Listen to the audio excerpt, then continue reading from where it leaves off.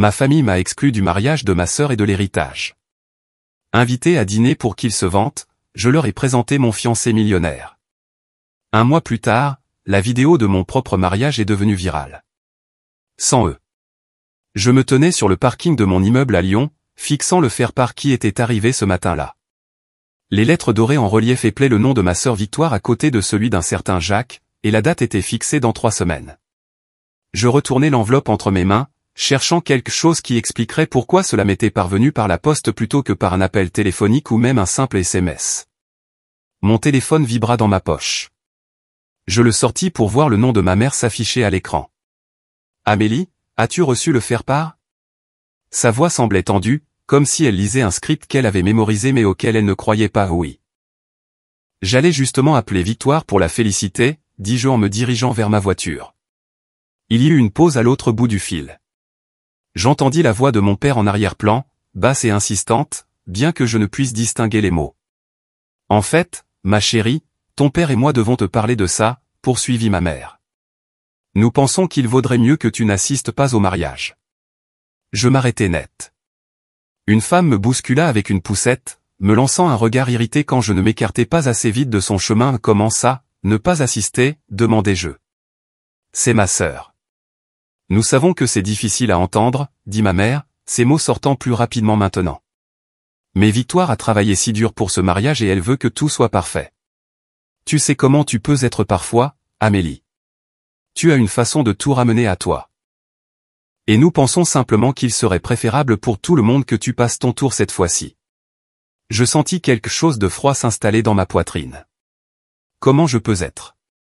Qu'est-ce que ça veut dire au juste? La voix de mon père se fit entendre au téléphone, plus forte et plus directe. « Amélie, ta mère essaie d'être diplomate, mais laisse-moi être clair. Tu as l'habitude de créer des histoires lors des événements familiaux.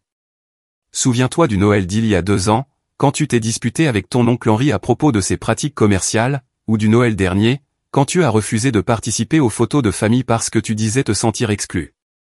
Je me sentais exclu parce que j'étais exclu, dis-je, ma voix montant malgré tous mes efforts pour rester calme.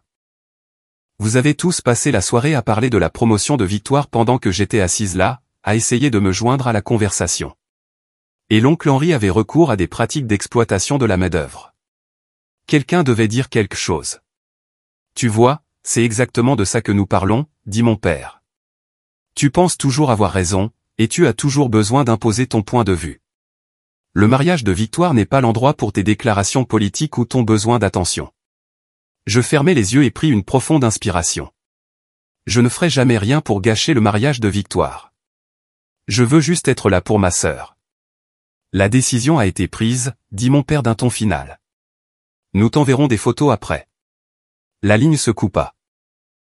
Je restai là, sur le parking, le faire-part toujours serré dans ma main, et je ressentis cette douleur familière d'être à l'extérieur de ma propre famille. Ce n'était pas nouveau. J'avais passé la majeure partie de ma vie à regarder mes parents se pâmer devant Victoire tout en me traitant comme une simple pensée après coup. Mais cette fois, c'était différent. C'était délibéré et cruel. Je montai dans ma voiture et me rendis à la petite agence de marketing où je travaillais comme directrice de clientèle senior. Le bureau se trouvait dans un entrepôt réaménagé du quartier de la Croix-Rousse, et j'avais toujours aimé l'ambiance industrielle des briques apparentes et des hauts plafonds. Aujourd'hui, cependant, tout semblait terne et gris. Mon collègue Théo leva les yeux de son bureau quand j'entrai. « On dirait que quelqu'un vient d'annuler ton anniversaire. » Pire, dis-je en laissant tomber mon sac sur mon bureau. Ma famille vient de me désinviter du mariage de ma sœur. Les sourcils de Théo se haussèrent. Ils peuvent désinviter quelqu'un d'un mariage. Apparemment, oui, dis-je en m'enfonçant dans ma chaise. Ils ont dit que je gâcherais l'ambiance. C'est brutal, dit Théo en venant s'asseoir sur le bord de mon bureau. Qu'est-ce que tu vas faire? Que puis-je faire? Demandai-je en ouvrant mes emails. Ils ont fait leur choix. Je dois juste l'accepter. Mais même en prononçant ces mots, je savais qu'ils n'étaient pas vrais. Je ne pouvais pas simplement accepter cela. Ma famille m'avait mise à l'écart pendant des années, mais cela ressemblait à la dernière poussée vers le précipice. Ils avaient décidé que je ne valais pas la peine d'être incluse dans l'un des événements les plus importants de la vie de ma sœur, et ils l'avaient fait sans hésitation ni remords apparents. Je passais le reste de la journée à faire mes tâches machinalement, répondant aux emails des clients et assistant à des réunions sans vraiment être présente. Mon esprit revenait sans cesse à cet appel téléphonique, à la manière des involtes dont mes parents m'avaient rejeté, comme si ma présence ou mon absence au mariage de ma propre sœur était un détail logistique mineur à gérer. Quand je quittais enfin le bureau ce soir-là, le soleil se couchait sur les Alpes au loin, peignant le ciel de nuances d'orange et de rose. Je rentrais chez moi en pilote automatique, remarquant à peine la circulation ou les rues familières. Mon appartement me parut vide et froid quand j'entrais, et je restai un long moment dans la cuisine, essayant de décider quoi faire. Je sortis mon téléphone et ouvris la conversation de groupe de la famille, faisant défiler des mois de messages. La plupart concernaient Victoire, ses fiançailles, sa nouvelle maison, sa promotion, ses plans de mariage. J'apparaissais occasionnellement dans le fil, généralement pour confirmer ma présence à une obligation familiale ou pour répondre à une question directe.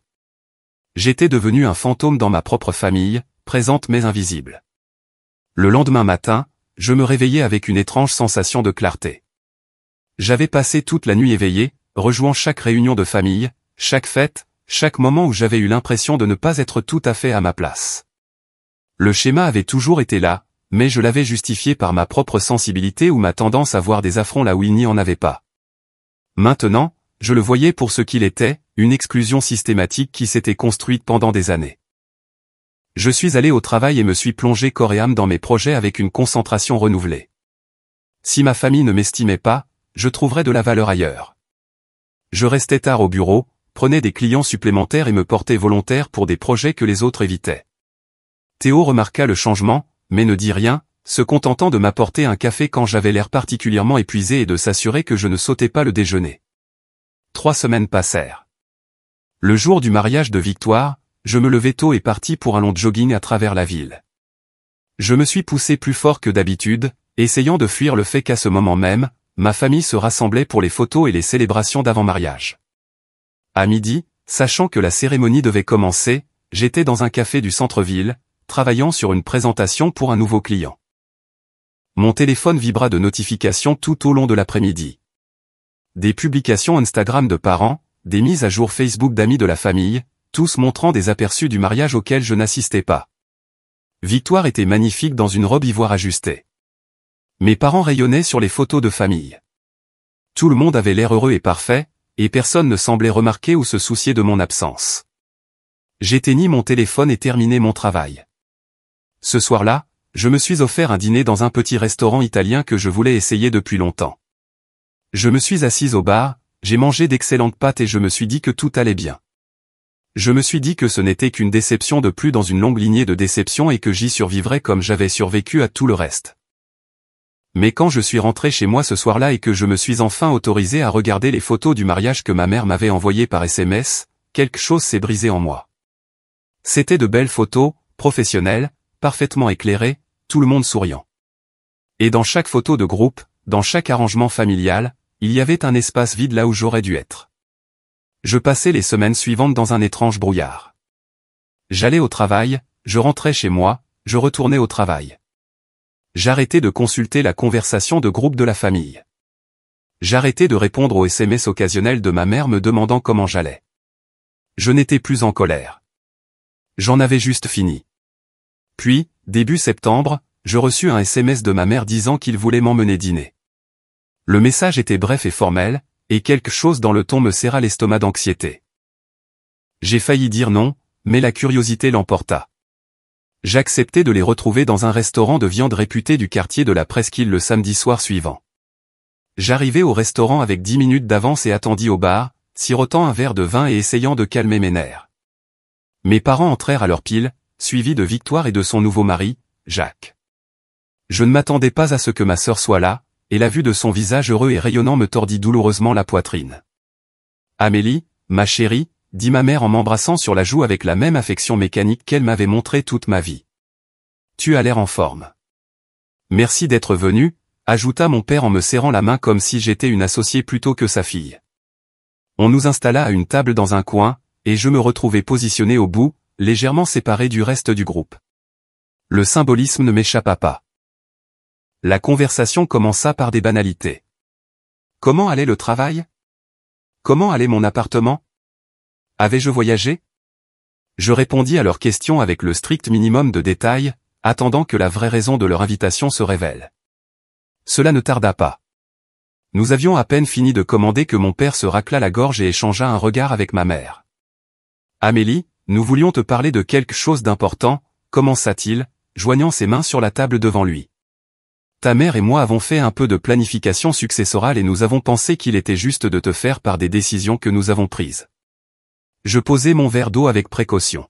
« Planification successorale. » « Oui, » intervint ma mère, sa voix prenant cette qualité trop enjouée qu'elle utilisait pour annoncer de mauvaises nouvelles. Nous avons décidé de laisser la majeure partie de nos actifs à Victoire, la maison, les comptes d'investissement, la résidence secondaire à Courchevel. Nous pensons qu'elle est en meilleure position pour gérer ces choses de manière responsable. Les mots restèrent suspendus dans l'air entre nous. Je regardais autour de la table, voyant les expressions soigneusement neutres sur les visages de mes parents, la façon mal à l'aise dont Jacques étudiait son menu, et le léger sourire qui jouait au coin de la bouche de Victoire. « Je vois, » dis-je lentement. « Et qu'est-ce que je reçois, exactement ?»« Eh bien, il y aura quelques petites choses, » dit mon père en agitant la main d'un air dédaigneux. « Des bijoux qui appartenaient à ta grand-mère. Peut-être une petite somme d'argent. Mais Victoire a toujours été plus responsable financièrement, et elle nous a donné des petits-enfants auxquels penser maintenant. »« Elle est enceinte ?» demandai-je en regardant ma sœur. Victoire posa la main sur son ventre avec un soin exagéré. « De 3 mois, dit-elle. Nous voulions attendre après le mariage pour l'annoncer, mais oui, tu vas être tante. » Je les regardais tous les quatre, assis là dans leur bulle parfaite d'unité familiale, et je réalisais avec une clarté saisissante que ce dîner n'avait pas pour but de m'informer de quoi que ce soit. Il s'agissait de me montrer exactement où était ma place. Ils ne m'avaient pas seulement exclu du mariage ou de l'héritage. Ils m'avaient exclu de leur vie entièrement. Et c'était leur façon de s'assurer que je le comprenne. Le reste du dîner se déroula dans un flou. Mes parents parlèrent de leur plan pour l'héritage, de la façon dont Victoire et Jacques utiliseraient la maison, de la façon dont ils investiraient l'argent judicieusement pour leurs futurs enfants. J'étais assise là, hochant la tête aux moments appropriés, faisant des bruits non engagés, et me sentant de plus en plus détaché de toute la scène. Victoire domina la conversation comme elle le faisait toujours, parlant des thèmes de la chambre de bébé et des prénoms, et de sa gratitude d'avoir des parents si solidaires. Elle n'arrêtait pas de toucher son ventre, attirant l'attention sur sa grossesse. Et ma mère n'arrêtait pas de lui serrer la main, les larmes aux yeux.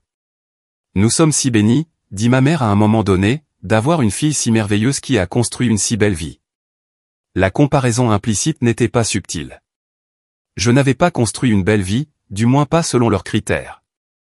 Je n'étais pas marié, ne possédais pas de biens immobiliers et n'avais pas produit de petits-enfants.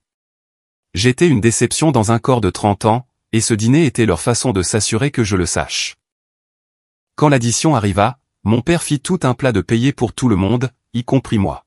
« C'est notre régal, » dit-il magnanime, comme s'il me faisait une grande faveur. Nous nous levâmes pour partir, et Victoire me prit à part sur le parking. Pendant un instant, je pensais qu'elle pourrait dire quelque chose de gentil, reconnaître la cruauté de ce que nos parents venaient de faire. Au lieu de cela, elle afficha ce même petit sourire que j'avais vu à table. « Je sais que c'est difficile à entendre pour toi, » dit-elle, sa voix assez basse pour que nos parents ne l'entendent pas, mais honnêtement, Amélie, tu dois comprendre. Ils me donnent tout parce que je l'ai mérité. J'ai fait les choix qui ont construit une vie stable. Je me suis marié. J'ai acheté une maison. Je fonde une famille. Que as-tu fait? Tu travailles dans une petite agence de marketing. Tu vis dans un appartement en location et tu es seul. Pourquoi leur laisserait-il leur héritage à quelqu'un qui n'a rien à montrer après 30 ans de vie? Je regardais ma sœur, la regardais vraiment, et vis une étrangère. La fille avec qui j'avais grandi, qui avait partagé ma chambre et mes secrets, avait disparu. À sa place se trouvait quelqu'un qui mesurait la valeur en propriété, en mariage et en grossesse, quelqu'un qui pensait que l'amour était quelque chose que l'on méritait par ses accomplissements plutôt que quelque chose que l'on recevait simplement en existant. Tu as raison, dis-je doucement. Je n'ai rien à montrer pour ma vie, rien qui compte pour vous en tout cas. Je me dirigeai vers ma voiture sans dire au revoir à mes parents et rentrai chez moi à travers les rues sombres de Lyon. Quand j'arrivai à mon appartement, je me servis un verre de vin et m'assis sur mon petit balcon, regardant les lumières de la ville. Quelque chose avait changé en moi pendant ce dîner. La blessure était toujours là, vive et insistante. Mais elle était maintenant rejointe par autre chose. De la détermination peut-être, ou de la colère, ou juste un refus fondamental d'accepter l'histoire que ma famille avait écrite sur ma vie. Je sortis mon téléphone et ouvris une application de rencontre que j'avais téléchargée des mois auparavant mais jamais utilisée. Je m'étais dit que j'étais trop occupé pour les rencontres, trop concentré sur le travail, trop fatigué pour faire l'effort. Mais assise là sur mon balcon, je réalisais qu'une partie de moi avait accepté le récit de ma famille. J'avais commencé à croire que j'étais incapable d'être aimé, indigne, destiné à être seul. Je passais l'heure suivante à mettre à jour mon profil, choisissant des photos, écrivant une biographie qui reflétait vraiment qui j'étais plutôt que qui je pensais devoir être. J'étais honnête sur mon travail, mes intérêts, ma vie. Je n'essayais pas de paraître plus impressionnante ou plus accomplie que je ne l'étais. J'ai juste dit la vérité. Les réponses commencèrent à arriver presque immédiatement. Je les parcourus, supprimant les candidats évidents, répondant à quelques-uns qui semblaient sincères. Un message attira mon attention. Il venait de quelqu'un nommé Gabriel. Et contrairement à la plupart des messages qui commençaient par des commentaires sur mon apparence ou des phrases de drague génériques, le sien était réfléchi. Ton profil dit que tu travailles dans le marketing, mais que ta vraie passion est l'écriture, avait-il écrit. Quel genre d'écriture? Je dirige une maison d'édition et je suis toujours intéressé de rencontrer des gens qui ont quelque chose à dire. Je cliquai sur son profil. Les photos montraient un homme au début de la trentaine avec des cheveux sombres et un sourire facile. Sa biographie était minimale mais intrigante. Entrepreneur, voyageur, lecteur, et piètre cuisinier. Il y avait quelque chose de sans prétention qui m'a plu. Je lui répondis et nous tombâmes dans une conversation facile qui dura bien après minuit.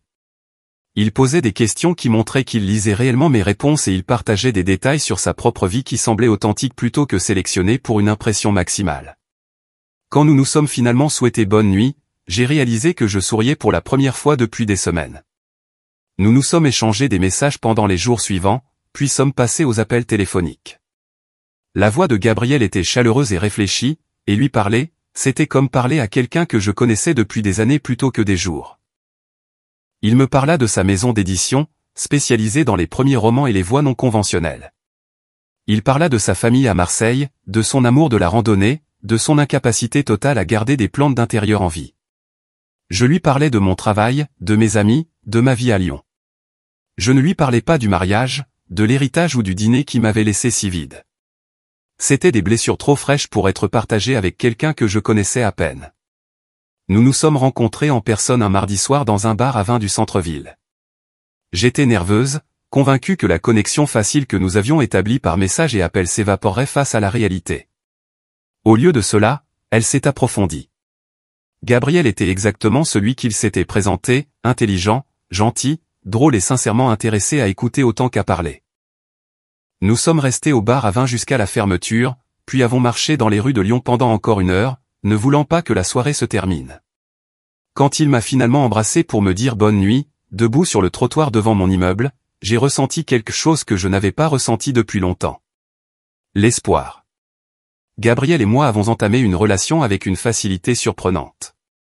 Nous nous voyons 3 ou 4 fois par semaine, calant nos rendez-vous entre ses voyages d'affaires et mon emploi du temps. Il m'a fait découvrir ses restaurants préférés, m'a emmené en randonnée dans les montagnes et m'a écouté avec un intérêt sincère quand je parlais de mes campagnes marketing ou de mes idées pour le roman que j'écrivais par fragments depuis des années. Ce qui m'a le plus frappé chez Gabriel, c'est la façon dont il me voyait, non pas comme une déception ou un projet à réparer, mais comme quelqu'un d'intéressant et de précieux exactement comme j'étais. Il ne m'a posé qu'une seule fois des questions sur ma famille, au début, et quand je lui ai donné une réponse vague sur le fait d'être distante avec eux, il a hoché la tête et n'a jamais insisté pour en savoir plus. 6 semaines après notre premier rendez-vous, Gabriel mentionna nonchalamment au petit déjeuner qu'il devait se rendre à Marseille pour quelques jours pour voir ses parents. « Viens avec moi », dit-il en tendant la main sur la table pour prendre la mienne. « J'adorerais que tu les rencontres. » J'hésitais. L'idée de rencontrer ses parents me semblait importante, sérieuse, et je n'étais pas sûr d'être prête pour ce niveau d'engagement. Mais Gabriel me regarda avec un enthousiasme si sincère que je me suis retrouvé à accepter. Le voyage à Marseille fut une révélation. Les parents de Gabriel vivaient dans une maison confortable dans un quartier chic, et dès notre arrivée, ils m'ont traité avec chaleur et curiosité. Sa mère m'a interrogé sur mon travail et a réellement écouté mes réponses. Son père voulait en savoir plus sur mon écriture et m'a proposé de lire tout ce que je voulais partager. Ils étaient gentils l'un envers l'autre et envers moi, et les voir interagir avec Gabriel m'a montré à quoi ressemblait réellement une dynamique familiale saine. Lors de notre dernière soirée là-bas, nous étions assis sur la terrasse à regarder le coucher du soleil, et la mère de Gabriel se tourna vers moi avec un doux sourire. « Je comprends pourquoi Gabriel est si épris de toi, dit-elle. Tu as une si belle énergie. » Je sentis les larmes me piquer les yeux. Un compliment si simple, mais qui signifiait tout pour moi à ce moment-là. Ces gens me connaissaient à peine, et pourtant ils me traitaient avec plus de gentillesse que ma propre famille ne m'en avait montré depuis des années. Dans l'avion du retour vers Lyon, Gabriel se tourna vers moi et dit « Je t'aime, tu sais ?» Je le regardais, cet homme qui était apparu dans ma vie au moment exact où j'en avais le plus besoin, et je réalisais que je l'aimais aussi. « Je t'aime aussi, dis-je, et je le pensais complètement. Nous avons atterri à Lyon tard un dimanche soir, et je n'ai vérifié mon téléphone qu'une fois de retour dans mon appartement. Il y avait 7 appels manqués de ma mère et une série de SMS de plus en plus urgents. Je sentis une angoisse familière s'installer dans mon estomac en les lisant. « Amélie, appelle-moi dès que tu auras ce message. Nous devons parler de quelque chose d'important. » « Pourquoi ne réponds-tu pas à ton téléphone ? » ? « C'est urgent. Appelle-moi immédiatement. » Je la rappelai même s'il était plus de 23 heures. Elle répondit à la première sonnerie. « Enfin !» dit-elle, la voix pleine d'irritation. « Où étais-tu ? » ? « J'étais en voyage, dis-je, sans offrir plus de détails. »« Qu'y a-t-il de si urgent ? » ?»« Ta grand-mère est malade, dit ma mère. Elle a eu un AVC il y a 3 jours, et elle demande après toi. » Je sentis mon cœur se serrer. Ma grand-mère était la seule personne de ma famille qui m'avait toujours traité avec un amour inconditionnel. Elle m'avait défendu quand mes parents me critiquaient. Elle m'avait envoyé des colis quand j'ai déménagé à Lyon. Elle m'appelait chaque semaine juste pour parler. Pourquoi personne ne me l'a dit plus tôt ? Demandai-je, cherchant déjà mon ordinateur portable pour trouver des vols. Nous avons essayé de t'appeler, dit ma mère sur la défensive. Tu ne répondais pas. Et honnêtement, Amélie, nous n'étions pas sûrs que tu te soucierais assez pour venir. La cruauté désinvolte de cette déclaration me coupa le souffle. Bien sûr que je m'en soucie. C'est ma grand-mère. Dans quel hôpital est-elle ? Ma mère me donna les informations et je réservai un vol pour Lille pour le lendemain matin à la 1re heure. Gabriel proposa de venir avec moi, mais je refusai. C'était quelque chose que je devais faire seul. J'arrivai à l'hôpital vers midi le lendemain et allai directement dans la chambre de ma grand-mère. Elle était toute petite dans le lit d'hôpital, branchée à diverses machines, mais ses yeux s'illuminèrent quand elle me vit. « Amélie » murmura-t-elle, sa voix faible mais claire. « Je savais que tu viendrais. » Je m'assis à côté d'elle et pris sa main, sentant à quel point elle était devenue fragile. Nous parlâmes pendant des heures de tout et de rien. Elle me raconta des histoires de sa propre jeunesse, me posa des questions sur ma vie à Lyon, et à un moment donné, elle serra ma main fermement. « Amélie, je veux que tu saches quelque chose, dit-elle. J'ai changé mon testament il y a 6 mois. Je te laisse tout. » Je commençai à protester, mais elle secoua la tête. « Écoute-moi. J'ai vu tes parents te traiter comme si tu étais invisible pendant 30 ans. J'ai vu Victoire tout obtenir pendant que tu n'obtenais rien. Ça s'arrête maintenant. Mon patrimoine n'est pas énorme, mais c'est suffisant pour te donner des options. Utilise-le à bon escient. Grand-mère, je n'ai pas besoin de ton argent, dis-je, les larmes coulant sur mon visage. Je sais que tu n'en as pas besoin, dit-elle en souriant doucement. C'est exactement pourquoi je te le donne. Tu l'utiliseras pour quelque chose de bien, de significatif.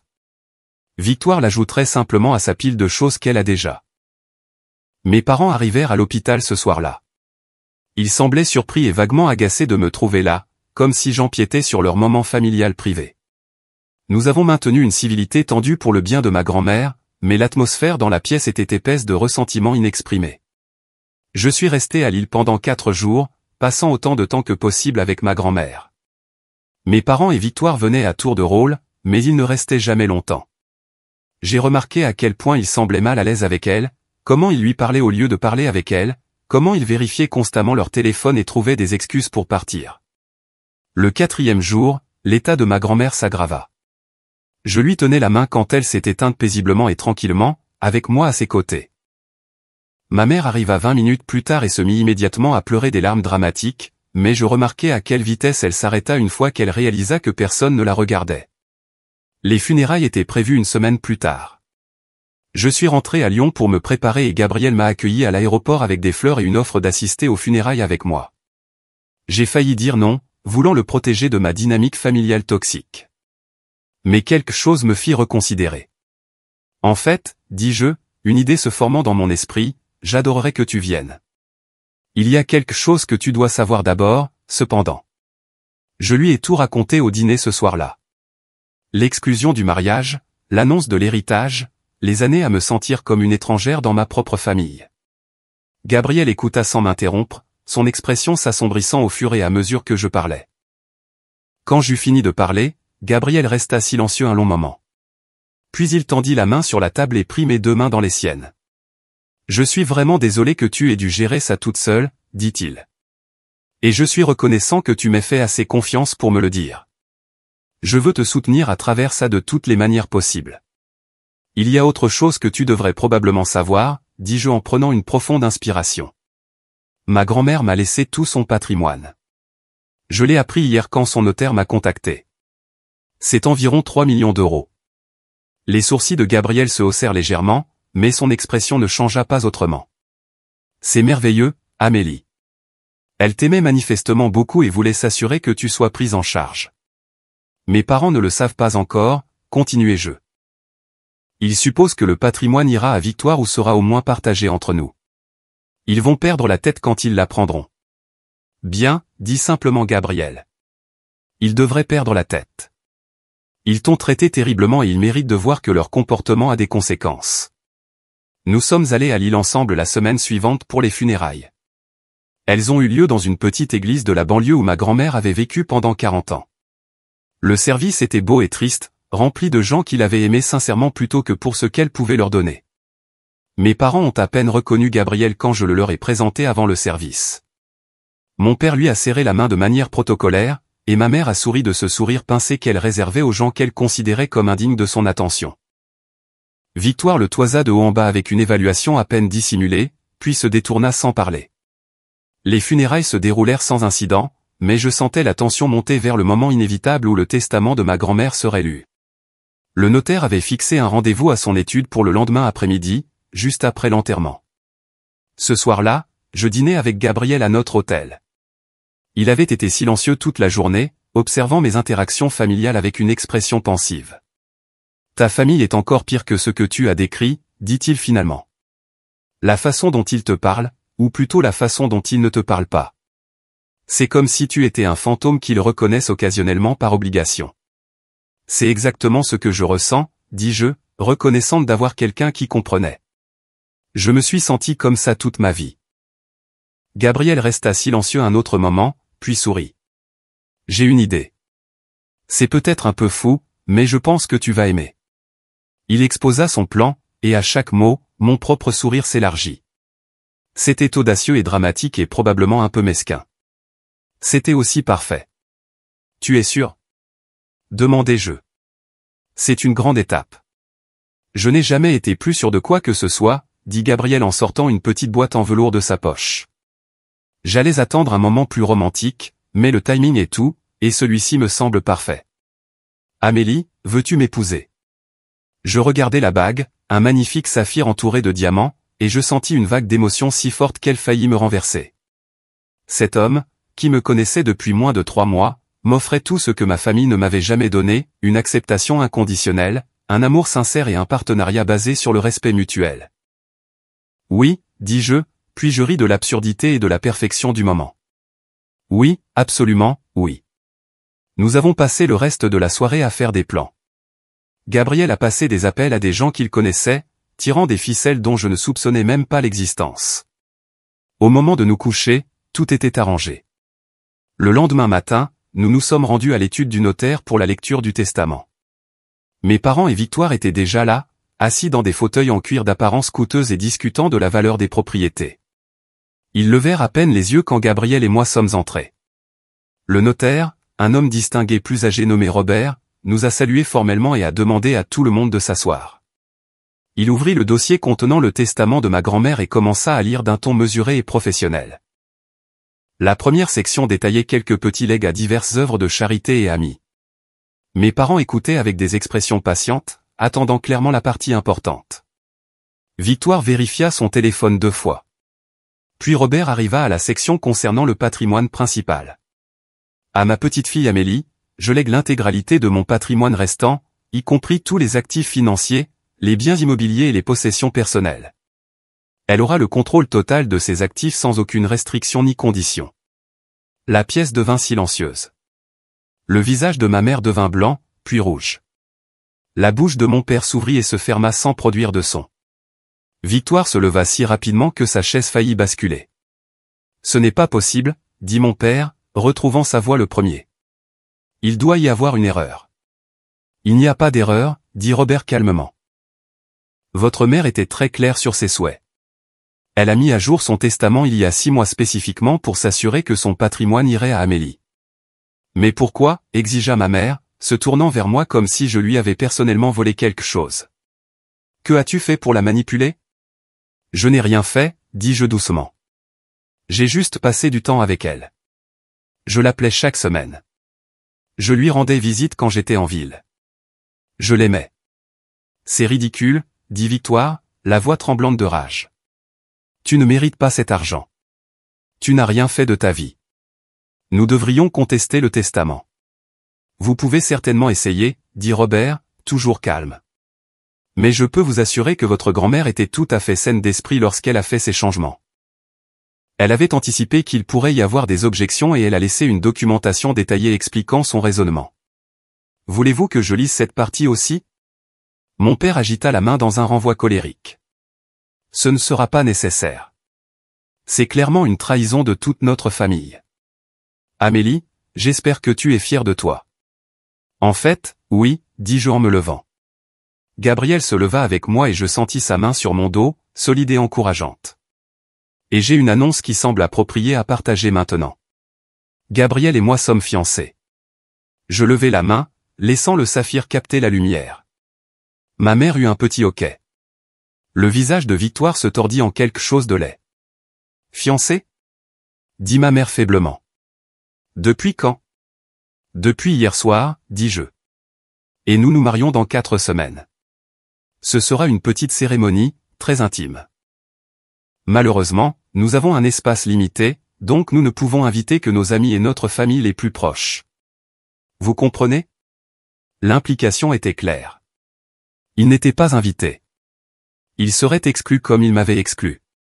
Le visage de mon père prit une nuance de violet dangereuse. « Tu ne peux pas être sérieuse. »« Tout à fait sérieuse, » dit Gabrielle, parlant pour la première fois. Sa voix était agréable mais ferme. « Nous sommes très amoureux, et nous voulons célébrer avec des gens qui se soucient réellement d'Amélie et soutiennent son bonheur. Cela ne semble inclure aucun de vous. Nous avons quitté l'étude du notaire avec ma famille toujours en train de bredouiller d'indignation derrière nous. » Dans l'ascenseur, Gabriel m'attira près de lui et m'embrassa sur le dessus de la tête. « Ça s'est bien passé, » dit-il, et j'éclatai de rire, étourdi par l'adrénaline et la satisfaction. Au cours des 4 semaines suivantes, Gabriel et moi nous sommes lancés dans la planification du mariage avec la même énergie et efficacité qu'il apportait à ses entreprises. Il insista pour tout payer, balayant mes protestations concernant l'argent de l'héritage. « Garde ça pour quelque chose de significatif, » dit-il. « De plus, je veux faire ça. Laisse-moi t'offrir le mariage que tu mérites. » Ce qu'il m'a offert était au-delà de mes rêves les plus fous. La maison d'édition de Gabriel était plus prospère qu'il ne l'avait laissé entendre. Il n'était pas seulement à l'aise, il était véritablement riche. Ses relations étaient profondes, et sa réputation dans les cercles d'affaires et sociaux était impeccable. Il a engagé une organisatrice de mariage spécialisée dans les événements de haut niveau, quelqu'un qui avait coordonné des mariages pour des célébrités et des magnats des affaires. Ensemble, ils ont créé quelque chose de magique. Une cérémonie intime dans un manoir historique dans les montagnes près de Lyon avec seulement 40 invités. Chacun d'eux étant quelqu'un qui nous aimait et nous soutenait sincèrement. Mais Gabriel avait une autre surprise pour moi. « J'ai une amie qui dirige une entreprise de médias », dit-il un soir environ 2 semaines avant le mariage. « Elle adorerait couvrir notre mariage, pas de manière vulgaire, mais comme un reportage sur les histoires d'amour modernes. Elle pense que notre histoire est fascinante. Deux personnes qui se sont trouvées au moment exact et ont construit quelque chose de réel dans un monde qui semble souvent superficiel. J'étais hésitante au début, mais Gabrielle expliqua sa vision.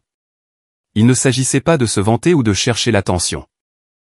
Il s'agissait de raconter notre histoire selon nos propres termes, de créer quelque chose de beau et de s'assurer que cela touche au-delà de notre petit cercle. Ta famille a essayé de te rendre invisible, dit-il. Rendons-toi impossible à ignorer. J'acceptai et l'amie de Gabrielle, Diane, vint nous interviewer. Elle était chaleureuse et professionnelle et ses questions creusaient sous la surface jusqu'au cœur de notre relation. Nous lui avons parlé de notre rencontre via une application de rencontre, de notre amour rapide mais sincère, de la construction d'un partenariat basé sur le respect et le soutien mutuel. Nous n'avons pas parlé de ma famille spécifiquement, mais nous avons parlé autour d'eux.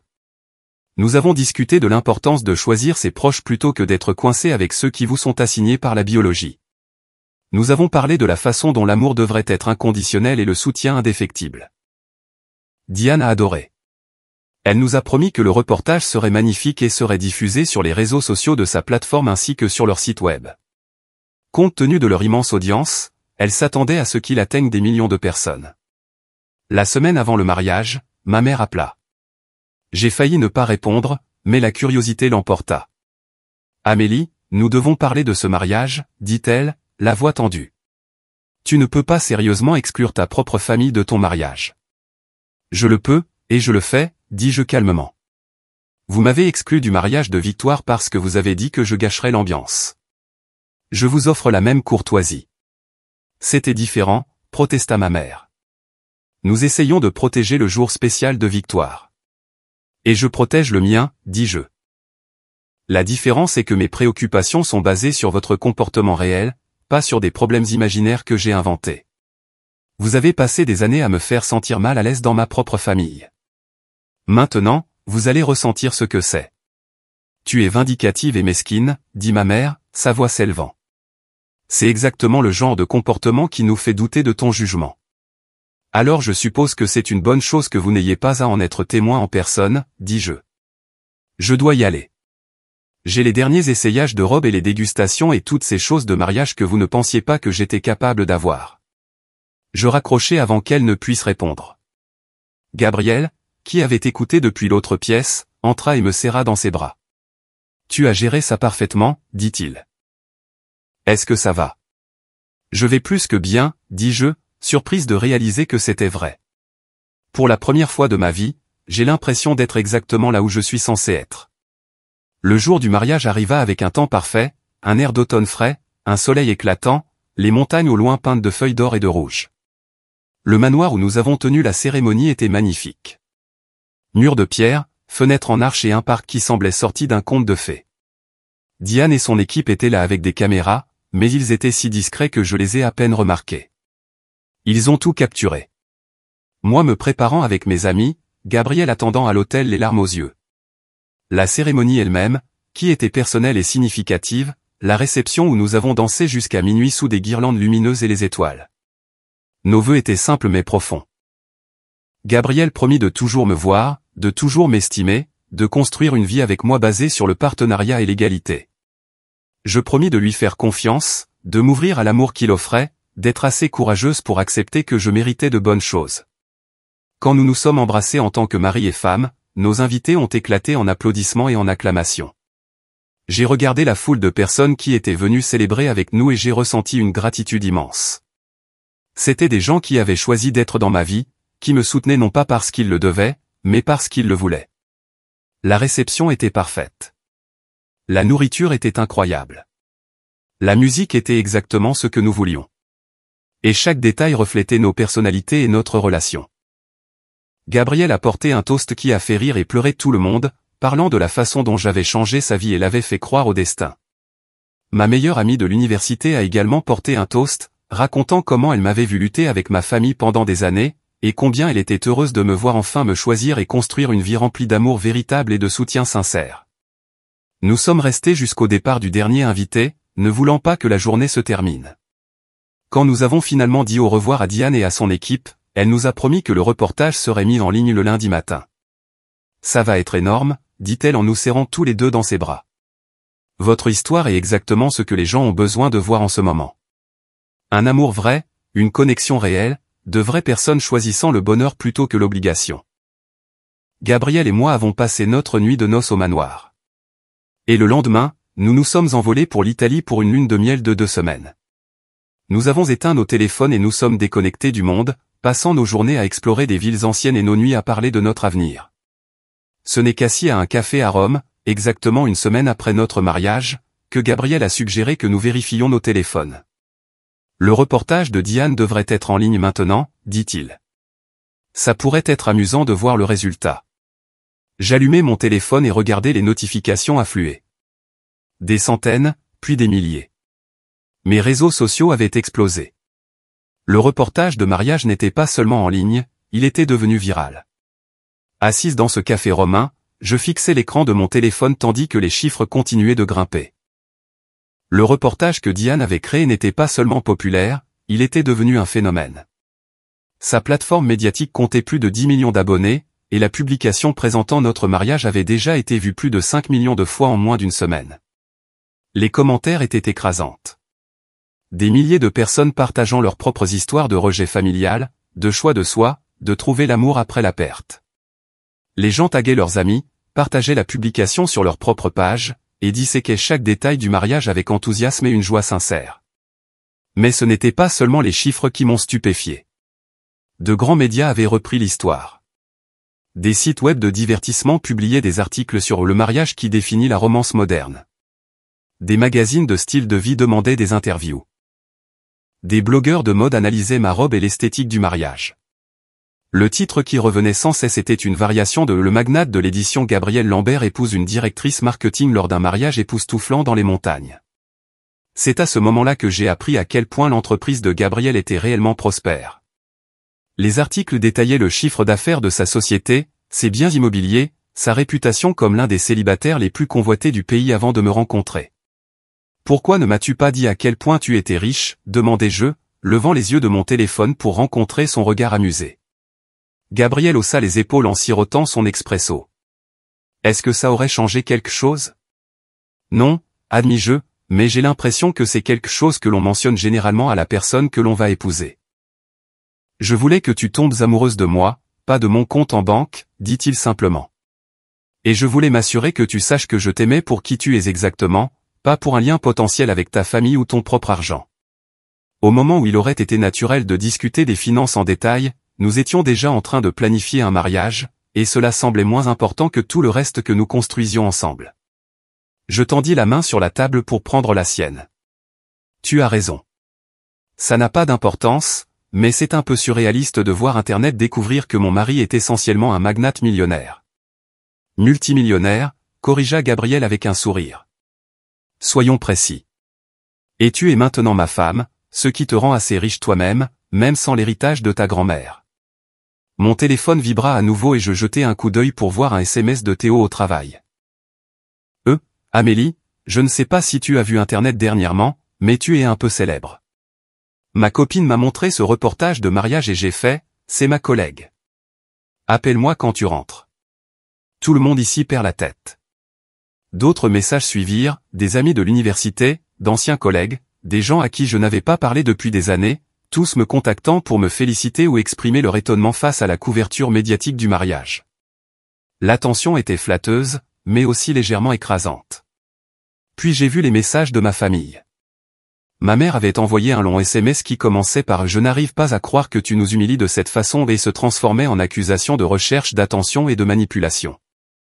Le message de mon père était plus court mais plus en colère, exigeant que je l'appelle immédiatement pour discuter de ce spectacle. Victoire avait envoyé une série de messages de plus en plus hostiles, chacun plus amer que le précédent. Mais c'est le dernier message de Victoire qui m'a fait poser mon téléphone et prendre une profonde inspiration. Tous ceux que je connais m'envoient tes photos de mariage en me demandant pourquoi je n'y étais pas. As-tu une idée à quel point c'est embarrassant pour moi? Tu as fait passer toute notre famille pour des gens mauvais juste pour te sentir importante. J'ai toujours su que tu étais égoïste, mais là, tu as atteint un nouveau sommet. Gabriel m'avait observé lire les messages et il pouvait clairement voir mon expression changer. Ta famille, demanda-t-il. J'hochai la tête et lui tendis le téléphone. Il lut les messages, son expression s'assombrissant à chaque ligne. Ils n'ont rien appris, dit-il finalement. Même maintenant, confrontés aux conséquences de leur propre comportement, ils se posent en victime. À quoi t'attendais-tu, demandai-je, essayant de garder l'amertume hors de ma voix. Ils ont passé toute ma vie à réécrire la réalité pour qu'elle corresponde à leur récit. Bien sûr qu'ils voient ça comme une attaque de ma part plutôt que comme moi vivant simplement ma vie. Gabriel resta silencieux un moment, puis sourit. Tu sais quoi? Laisse-les être contrariés. Laisse-les être embarrassés. Laisse-les expliquer à tous ceux qu'ils connaissent pourquoi ils n'étaient pas invités à ton mariage. La vérité est déjà là, dans les commentaires. Les gens ne sont pas stupides. Ils peuvent lire entre les lignes de notre histoire et comprendre que tu as eu affaire à une dynamique familiale toxique. Il avait raison. Je parcourus à nouveau les commentaires et en vis des dizaines qui spéculaient sur la rupture familiale, partageant leurs propres expériences avec des parents qui ne les valorisaient pas, exprimant leur admiration pour mon courage à construire une vie séparée des gens qui ne m'appréciaient pas. Le meilleur dans tout ça, continua Gabriel, c'est que tu n'as même pas eu à t'expliquer ou à te justifier. Tu as juste vécu ta vie, épousé quelqu'un qui t'aime, et laissé le contraste naturel parler de lui-même. Ta famille t'a exclu d'un mariage et t'a privé d'un héritage. Tu as répondu en trouvant un amour véritable, en construisant une vraie richesse et un vrai bonheur. La situation est éloquente.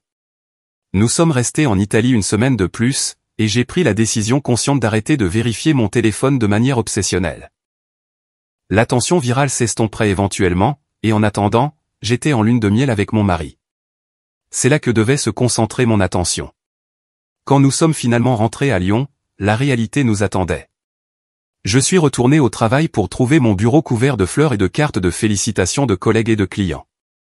Théo s'était apparemment autoproclamé mon publiciste non officiel et avait répondu aux questions des gens voulant en savoir plus sur moi et mon travail. Tu es une légende, dit-il en souriant largement.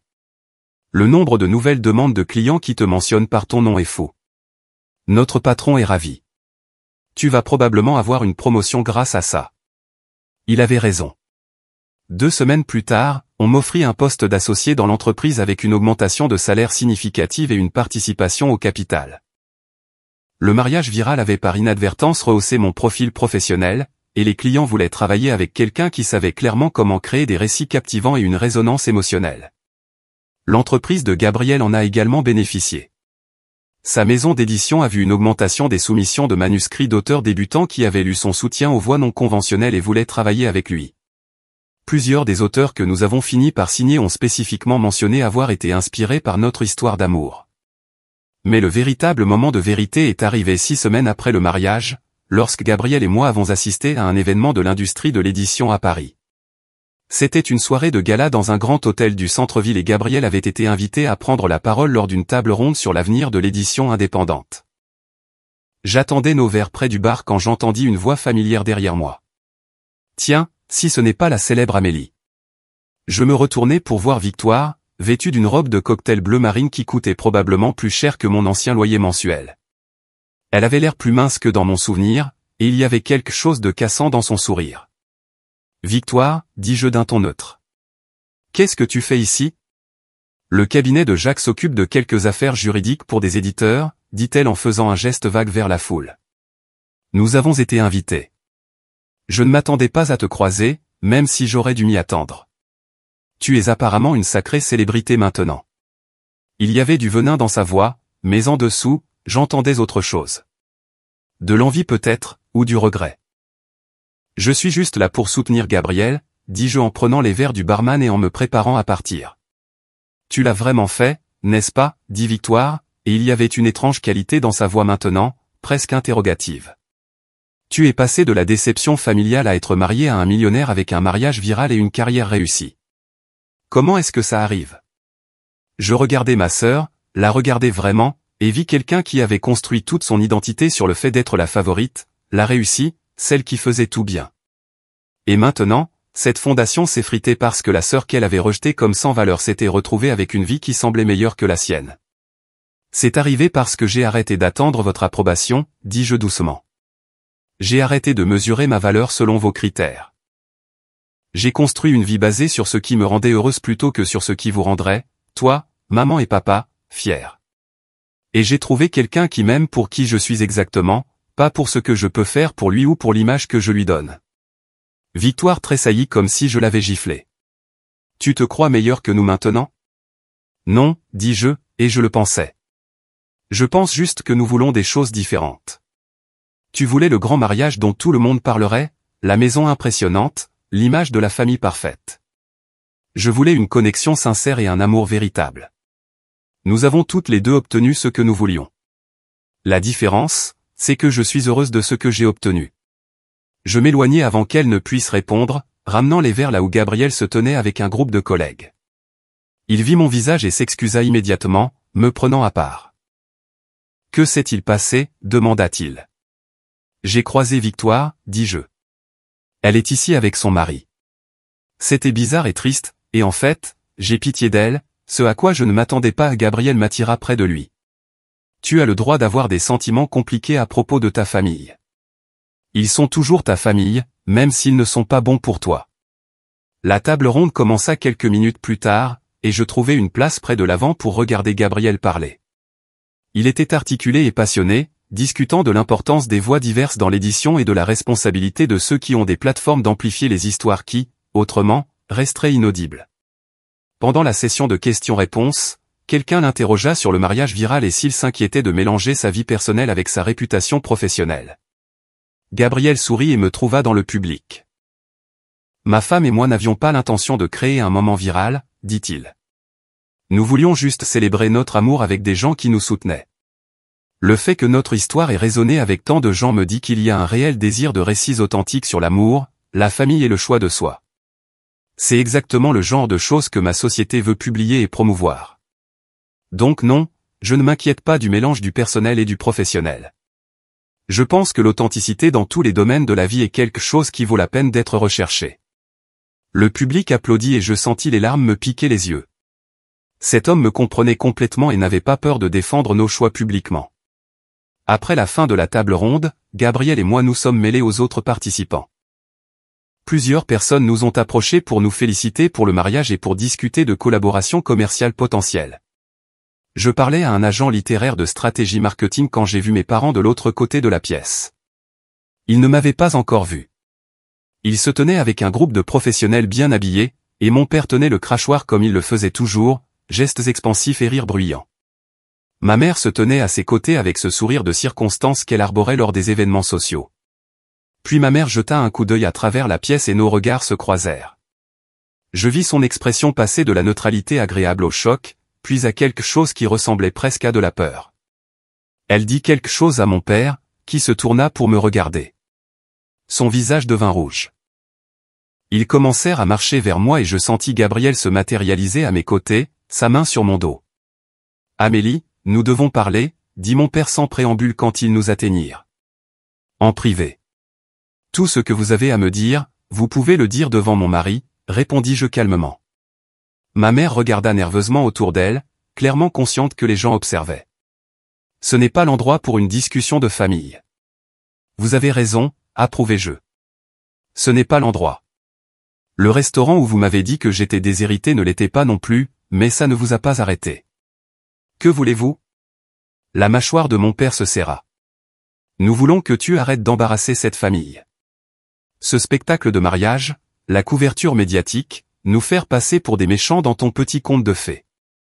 Il faut que ça s'arrête. Je ne vous ai fait passer pour rien du tout, dis-je. Je me suis marié. Je ne vous ai mentionné dans aucune interview ni publication. J'ai simplement vécu ma vie et les gens ont tiré leurs propres conclusions sur la base des informations disponibles. S'ils pensent que vous êtes des méchants, peut-être devriez-vous examiner votre propre comportement. Tu nous as délibérément exclus de ton mariage après que nous t'ayons soutenu toute ta vie, siffla ma mère, sa voix basse mais intense. Tu as tourné notre famille en ridicule. Vous m'avez exclu en premier, dis-je simplement.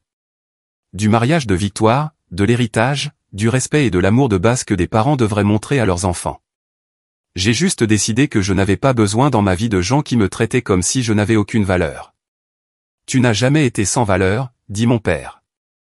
Mais cela sonnait creux même pour lui. Tu étais difficile. Tu ramenais toujours tout à toi. Gabriel parla pour la première fois, sa voix froide et contrôlée. Avec tout le respect que je vous dois, vous ne connaissez pas du tout votre fille.